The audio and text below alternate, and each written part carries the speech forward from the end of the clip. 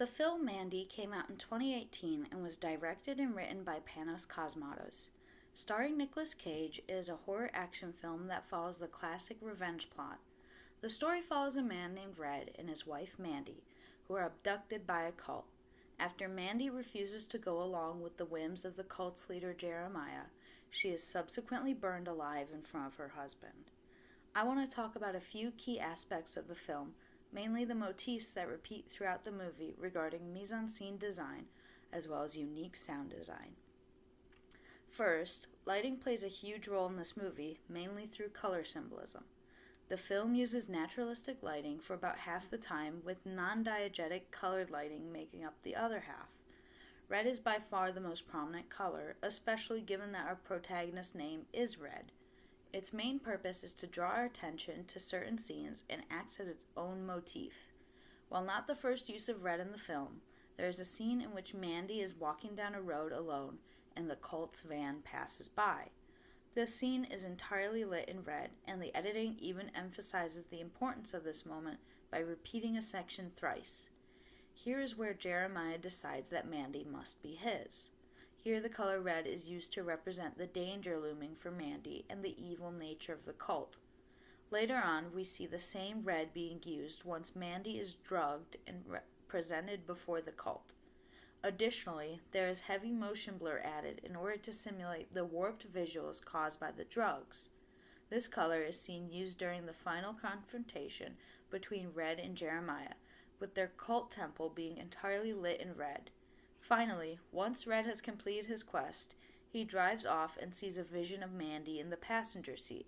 They are both static red. While the cult being lit in red suggests that they are malevolent, Mandy and Red being lit that way could represent their passion and love.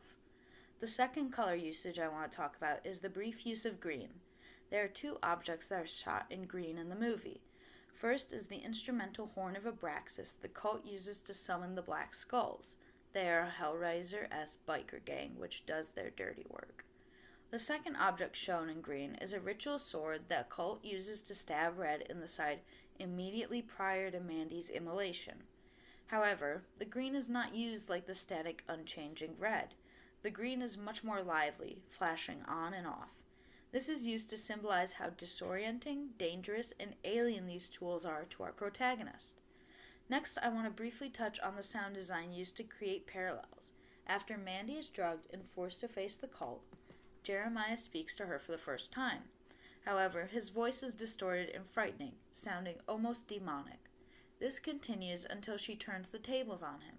Once she begins humiliating him through laughter and mockery, her voice is suddenly distorted in the same way his was.